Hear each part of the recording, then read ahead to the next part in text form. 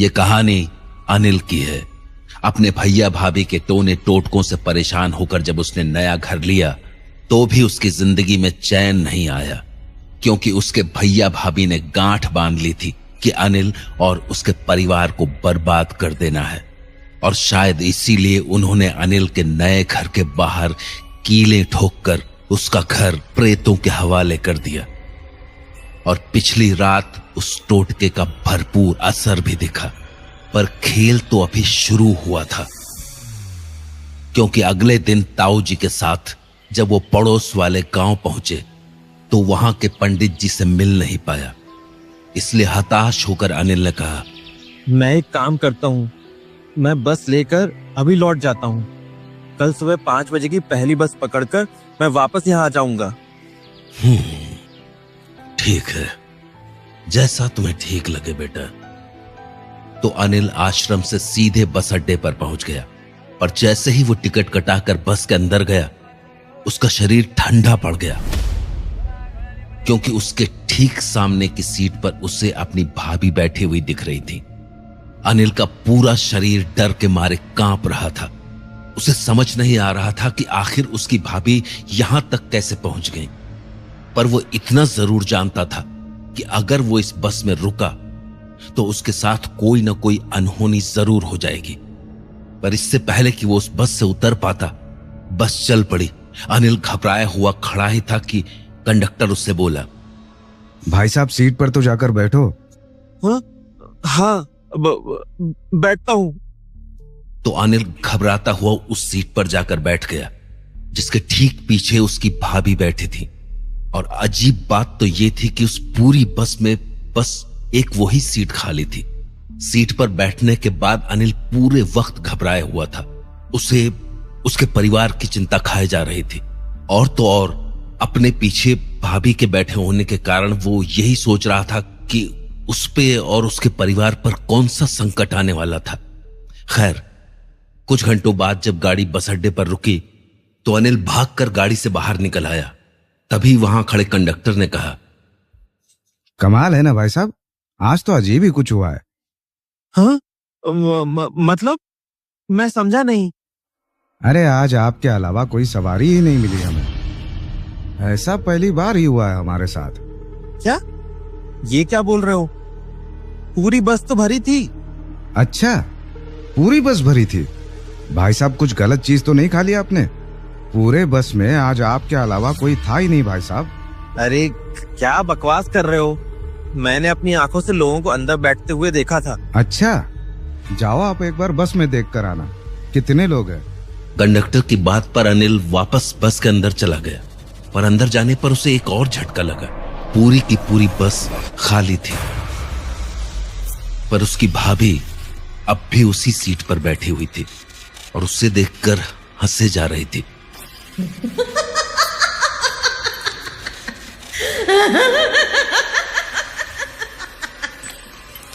घबराता हुआ अनिल जब दोबारा बस के बाहर निकला तो कंडक्टर ने बोला, हाँ भाई, मिल गए लोग।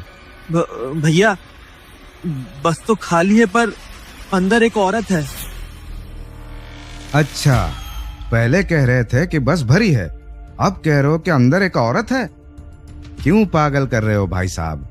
अरे मैं मजाक नहीं कर रहा हूँ, मेरी बात मानो, अंदर वो बैठी हुई है। भाई साहब, ऐसा है कि सुबह से वैसे भी कुछ खास कमाई नहीं हुई है, तो अब मुझे माफ करो और आप अपने घर को निकलो। अरे मैं झूठ नहीं बोल रहा हूँ, आप चलकर देखिए अंदर। अपना मन मार के जब कंडक्टर अनिल के साथ बस के अंदर आया तो उसने बोला, भाई साहब, हो गया आपका? अरे वो तो आप इसी गांव के हो, तो मैं कुछ नहीं कह रहा, पर मेरा और वक्त बर्बाद मत करो। अरे वो सामने ही तो बैठी है, वो सामने की सीट पर।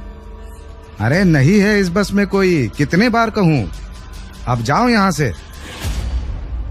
अनिल को उसकी ये बात अजीब तो लगी, पर उसे ये समझते देर नहीं लगी कि ये सब उसकी भाभी का ही खेल चल रहा था। तो वो सीधे अपने घर की ओर निकल गया, पर रास्ते में चलते हुए उसे ऐसा लग रहा था जैसे कोई उसके पीछे चल रहा हो, कोई ऐसा जिसने पांव में पायल पहन रखी हो। पर पलटकर देखने पर उसे वहां कोई नहीं दिखा, पर हाँ, काली सी बिल्ली जरूर बैठी हुई दिखी। तो वो उस पायल की आवाज को अपना वहम समझकर वहां से आगे बढ़ने ही वाला था कि तभी उसे कुछ अजीब सा दिखा। वहां जो बिल्ली बैठी थी उसकी परछाई बिल्लियों जैसी ना होके किसी औरत जैसी थी। ये देख के अनिल के होश उड़ गए। उसे तुरंत समझ आ गया कि उसका सामना छलावे से हो चुका है। छलावा वो शक्ति होती है जो अक्सर अपना रूप बदल के इंसानों को अपने छल में फंसा के पानी तक ले जाती है, क्योंकि एक बार छलावा पानी तक पहुंच गया उसके बाद उसकी ताकत 100 गुना बढ़ जाती है और फिर वो अपने असली रूप में आके इंसान को जान से मार डालता है। अनिल ये बातें अच्छे से जानता था, इसलिए उसने अपने पीछे खड़ी उस बिल्ली को नजरअंदाज किया और आगे बढ़ने लगा। पर छलावे का खेल इतना खतरनाक होता है कि इंसान चाह कर भी उससे जल्दी निकल नहीं पाता। वैसे तो उस बस अड्डे से अनिल का घर बस आधे घंटे की दूरी पर था, पर आज उसे घंटों बीत चुके थे और वो बार बार उसी जगह पर चक्कर काट रहा था, उसी जगह पर जहां उसे वो छलावा दिखा था। और वो बिल्ली अब भी उसके पीछे ही थी, मानो वो छलावा अनिल के थकने का इंतजार कर रहा हो ताकि वो उसके ऊपर अपनी पकड़ और मजबूत कर सके। वहीं अनिल वहां हैरान परेशान सा खड़ा ये सोच रहा था कि आखिर वो इस मुसीबत से बाहर कैसे निकले। तभी उसे ताऊ जी की कही बात याद आई। अनिल बेटा, बस एक बात हमेशा याद रखना, संकट कटय मिटय सब पीरा, जो सुमिरै हनुमत बलबीरा। ताऊ जी की बात याद करके मानो अनिल के अंदर एक नई ऊर्जा सी पैदा हो गई। उसने अपने हाथ जोड़े और हनुमान जी का जयकारा लगाना शुरू कर दिया। पवन पुत्र हनुमान की जय, संकट मोचन हनुमान की जय, श्री राम दूत हनुमान की जय। उस जयकारे के बाद जब अनिल ने अपनी आंखें खोली तो मानो हवा का रुख ही बदल गया था और उसके सामने बैठी बिल्ली अब कहीं नहीं दिख रही थी। अनिल ने एक बार फिर से हनुमान जी का धन्यवाद किया और सीधा अपने घर की ओर चल दिया। पर वो अपने घर के पास पहुंचा ही था कि उसे अपने घर के बाहर बहुत सारे लोग खड़े दिखाई दिए और जब वो घर पर पहुंचा तो सामने उससे अपनी पत्नी और बेटे के बगल में बैठी हुई भाभी दिखी।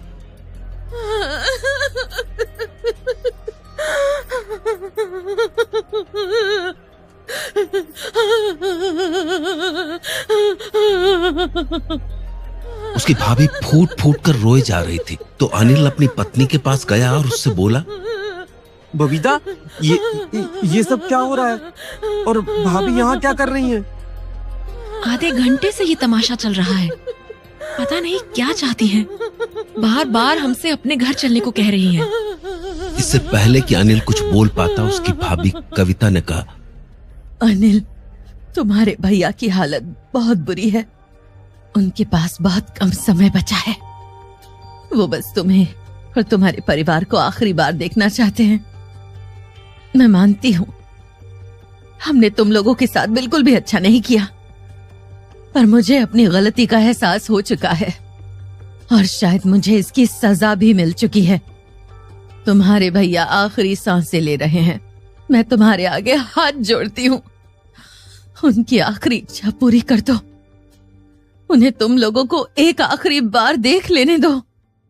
भाई के प्रेम में तो लक्ष्मण जी ने भी अपना घर त्याग दिया था और ये तो अनिल था, तो वो अपनी पत्नी और बेटे को लेकर भाभी के घर चल पड़ा। भाभी कविता की बातें सुन के उसका दिल पसीज गया था, तो थोड़ी ही देर में वो लोग वहां पहुंच गए। पर घर के अंदर पहुंचते ही कविता ने दरवाजा बंद कर दिया, जिसके बाद अनिल और उसके परिवार के सामने बस काला अंधेरा था। ये क्या हो रहा है? हमें कुछ दिख क्यों नहीं रहा? भैया, भाभी। तभी अचानक से उस कमरे में रोशनी जली और उसके बाद उन्होंने जो देखा उससे उनके होश उड़ गए। उस कमरे की चारों दीवारों पर टोटके लगे हुए थे और तो और कुछ चीजें तो छत से भी नीचे झूल रही थी। वो लोग उस कमरे को देखे ही जा रहे थे कि तभी उनकी नजर नीचे पड़ी वो तीनों एक गोल घेरे के अंदर थे और उनके ठीक सामने एक हवन कुंड था जिसके ऊपर एक इंसानी खोपड़ी रखी हुई थी और उनके ठीक सामने भाभी खड़ी थी जिनके सारे बाल उनके चेहरे पर आ चुके थे, मानो अब वो कोई विकराल रूप धारण करने वाली हो। तभी अनिल को अपने बड़े भाई की आवाज आई। कमाल हो तुम भी। अरे तुमने ऐसा क्या कर दिया कि ये खुद ब खुद तुम्हारे साथ चले आए? भाई सुनील कमरे में बाईं तरफ बैठा था और वो बिल्कुल ठीक था। अनिल को समझ आ चुका था कि उसकी बेवकूफियों ने आज उसे और उसके परिवार को मौत के मुंह में लाकर खड़ा कर दिया है। वो ये सब सोच ही रहा था कि तभी उसकी भाभी की आवाज सुनाई पड़ी। भूख लगी है, अब मैं खाऊंगी।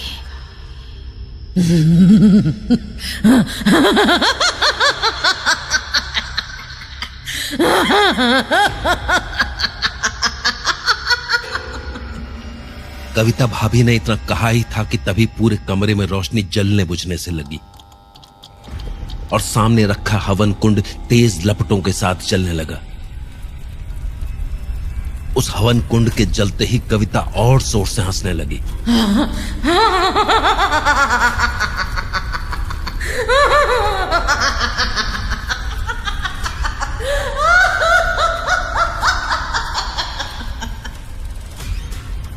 अब अनिल को समझ आ चुका था कि ये उसका और उसके परिवार का आखिरी वक्त है, क्योंकि यहां से अब उन्हें कोई चमत्कार ही बचा सकता था।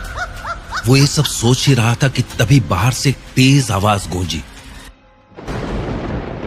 बोल पवन पुत्र हनुमान की जय। उस जयकारे के गूंजते ही मानो अनिल और पविता की नींद सी टूटी। जैसे अपने सामने मौत को देखकर वो इस बात को भूल ही गए थे कि इससे पहले भी उन्हें संकट से बजरंग बली ने ही बचाया था। बस फिर क्या था, उन तीनों ने अपने हाथ जोड़े और हनुमान चालीसा का पाठ शुरू कर दिया।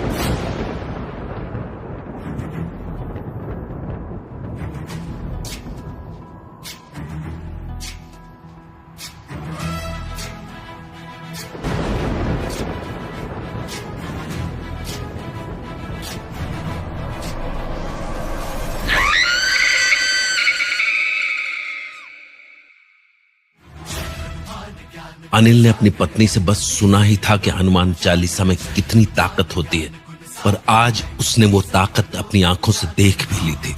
उसके बाद तो उसकी भाभी की हालत ऐसी हो चुकी थी कि अब वो पहचान में भी नहीं आ रही थी।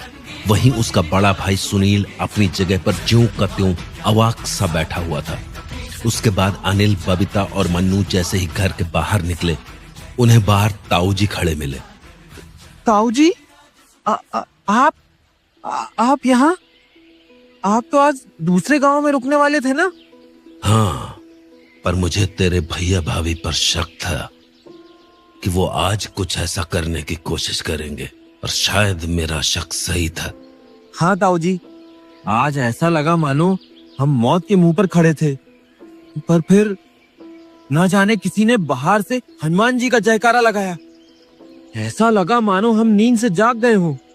उस जयकारे को सुनने के बाद हमने हनुमान चालीसा शुरू कर दी और फिर एक ही जयकारे में भाभी बैठे बैठे आग में जल उठी।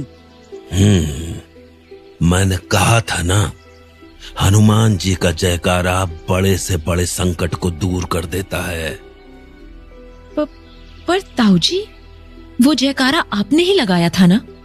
और कल रात भी आप ही थे ना जिसने बेटा, मैं तो बस एक भक्त हूं, एक जरिया। बाकी जो भी कृपा होती है वो उनकी ही होती है। और देखो, उनकी कृपा से आज तुम लोग कितनी बड़ी मुसीबत से बच गए। हाँ ताऊ जी, वो बात तो है, पर मुझे ये समझ नहीं आया कि आखिर भाभी के साथ हुआ क्या। बेटा, तेरी भाभी ने आज तुम लोगों के लिए बहुत बुरा सोचा था, इसीलिए आज वो तुम लोगों को अपने घर लेकर आई थी। शायद उसने किसी प्रेत को आज दावत पर बुलाया था। दावत पर? हाँ, तुम तीनों ही आज उसकी भेंट चढ़ने वाले थे। तो पर फिर क्या हुआ? जब तुम लोगों ने हनुमान चालीसा का पाठ शुरू किया तो वो प्रेत बेचैन हो उठा और लाख चाह के भी वो तुम तीनों को छू नहीं सका। इसलिए उसने अपना असर तेरी भाभी पर दिखा दिया और उसे ही अपना शिकार बना लिया। तो क्या मेरा परिवार सुरक्षित है? तेरे सर पर हनुमान जी का हाथ है बेटा, तो तेरा कोई बाल भी बांका नहीं कर सकता। बोल पवन पुत्र हनुमान की जय।